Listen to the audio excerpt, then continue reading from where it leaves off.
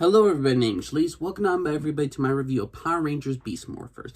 Now, what is Power Rangers Beast Morphers about? Well, this is the direct sequel to RPM. Yes, RPM, that great season of Power Rangers. Now, how does Beast Morpher compare to RPM? Well, it's like comparing night and day. It's like comparing Teletubbies to Kim Possible. There's a major difference in quality and quantity. And here's the thing. Power Rangers Beast Morphers had 2 seasons. Each season ran for 22 episodes. And I gotta say this, I didn't hate it. I didn't think it was that bad. But what's the overall story?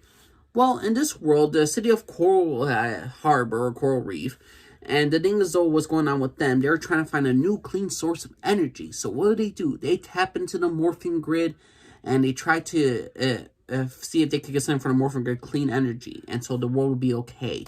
The thing is, though, things don't go according to plan because their protectors, they chose 3 young students to become Power Rangers, teens. And the thing is, though, those 3 teens, things don't go according to plan because 2 of them are abducted and turned evil.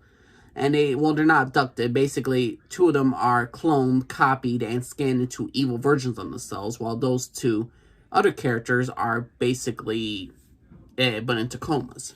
And so a new group of Rangers needs to be around to stop the evil.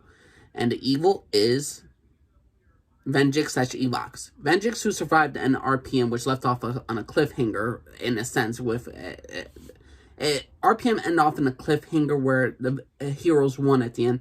And it looked like Venjix was destroyed, but it kind of slightly hinted that he was alive.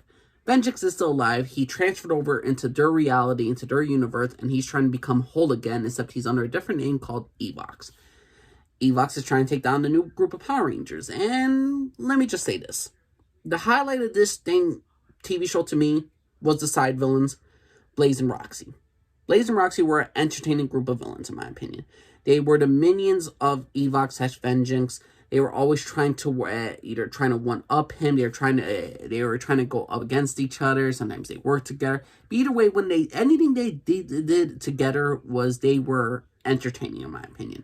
Evox and Roxy were the clone counterparts of the original Rangers chosen.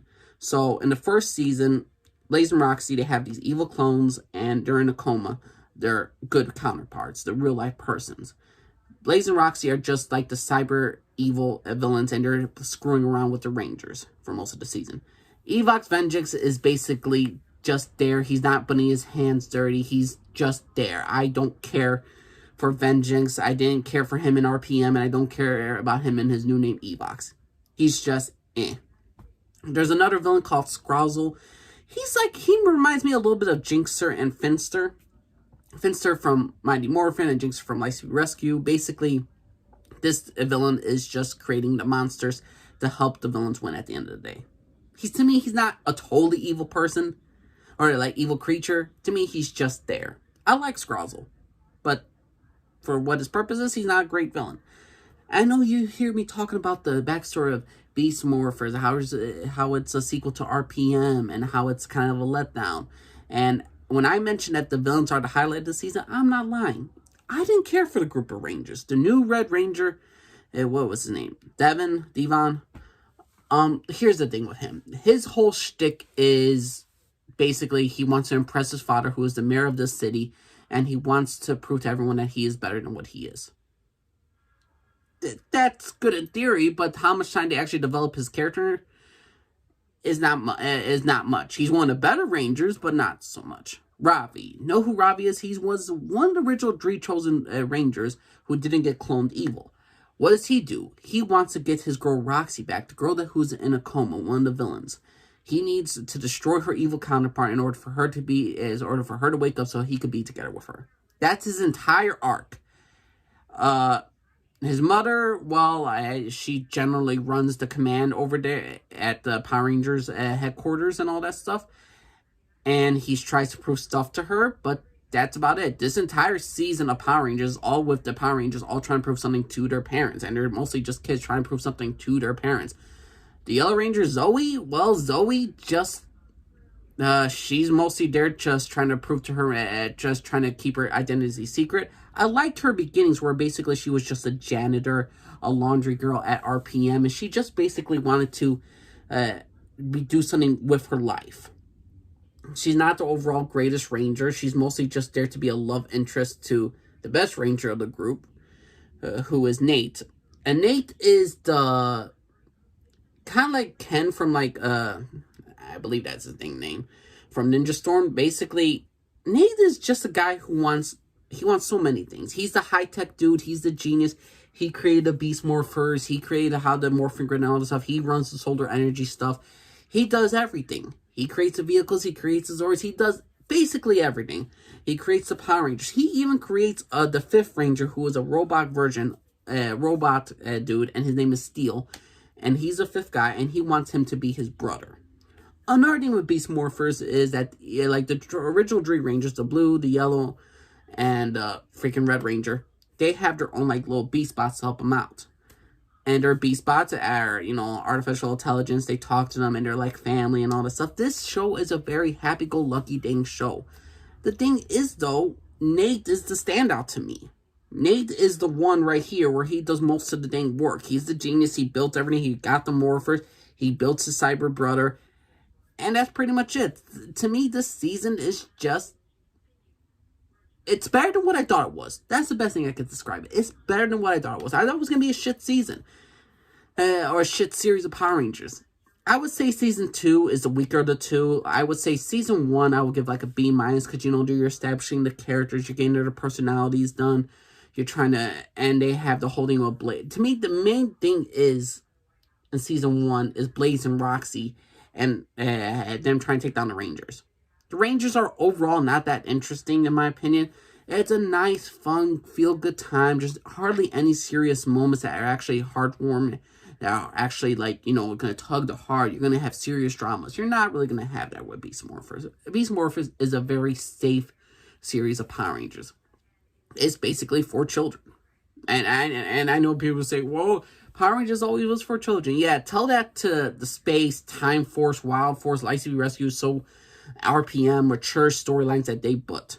Because there were plenty of great mature storylines in the previous Power Rangers season, but this to me seems the most kiddish Power Rangers one.